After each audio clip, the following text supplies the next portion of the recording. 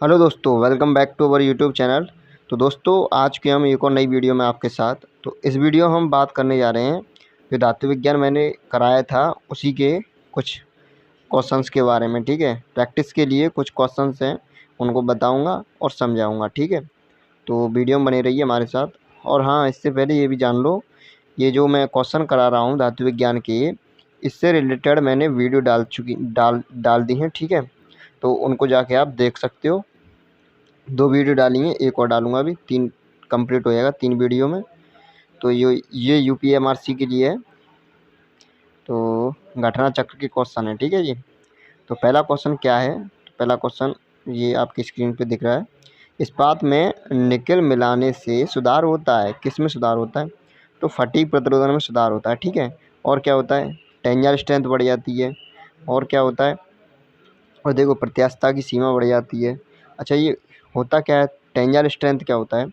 Tensile strength, जैसे हम किसी को वस्तु को खींचते हैं, ठीक है, खींचते हैं, तो उसमें क्या होता है कि उसकी आकृति चेंज होती है। ठीक है, तो जब खींचते हैं तो वो टूट जाती है। तो टूटने से पहले जो वो उस बल को सहन कर रही थी, ठीक है, जो सहन करने की क्षमता थी, उसी को कहते हैं तनाव सामर्थ्य। अच्छा, प्रत्यास्थता की सीमा, जैसे कोई वस्तु है, किसी वस्तु को मैंने बल लगाया तो उसकी आकृति में क्या हुआ? आकार आकृति में परिवर्तन आ गया। तो परिवर्तन आ गया, जैसे ही बल हटाऊंगा मैं तो परिवर्तन क्या होगा? वो परिवर्तन मिट जाएगा। जैसे मान लो कोई रबड़ है और रबड़ को मैंने खींचा, तो थोड़ी सी खींचने पर वो लंबी हो जाएगी, लेकिन छोड़ने पर फिर वही पुरानी वाली पोजीशन में आ जाएगी। तो क्या है कि उसकी जो मैं और ज़्यादा बल लगा दूंगा तो क्या होगा? एक समय पे वो टूट जाएगी। तो जब निकेल मिला देंगे हम तो क्या होगा?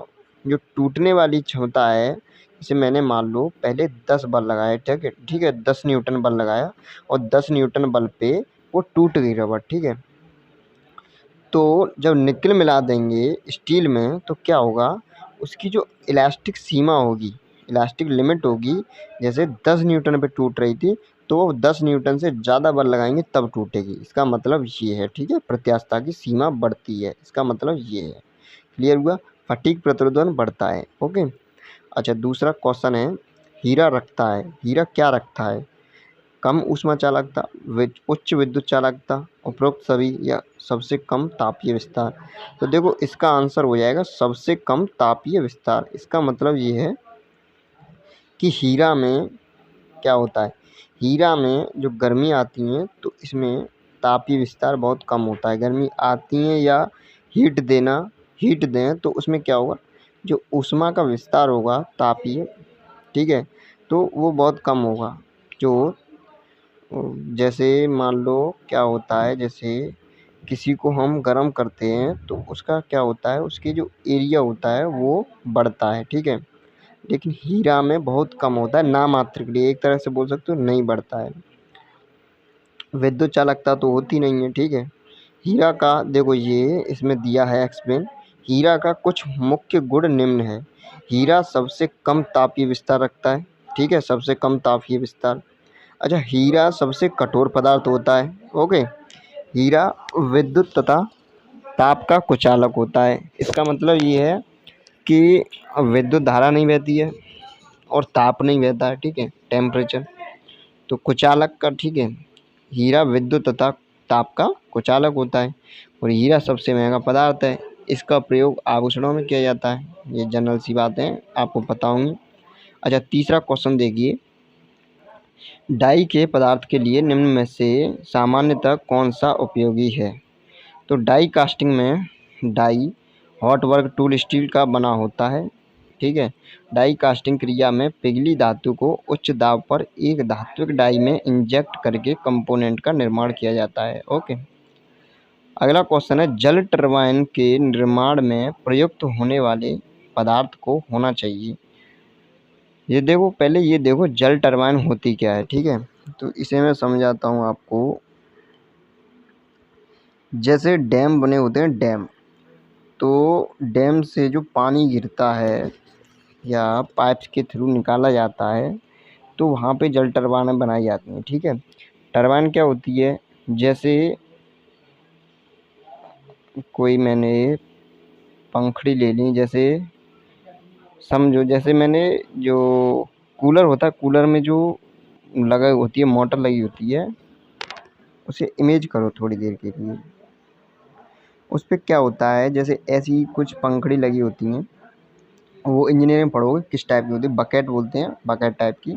तो उनमें क्या होता है, पानी गिरता है तेज़ी से, उनमें जैसे ही पानी गिरता है तो वो घूम जाती हैं, अगली आ जाती है उसके सामने, पानी के सामने, फिर वो पीछे जाती है, पानी पीछे को ढकेल देता है उसको, फिर अगली आ जाती है। तो इस तरह से क्या होता है, वो मोटर घूमती है, वो मोटर घूमती है, उससे आगे लाइट उत्पन्न हो जाती है। ठीक है, इस तरह से जल टरबाइन से हमारी लाइट बनती है। ठीक है, तो इसमें क्या करा है, जल टरबाइन के निर्माण में प्रयुक्त होने वाले पदार्थ को होना चाहिए अधिक क्रीप प्रतिरोध, अधिक तापमान प्रतिरोध, अधिक जंग, हाँ ये हो जाएगा जंग।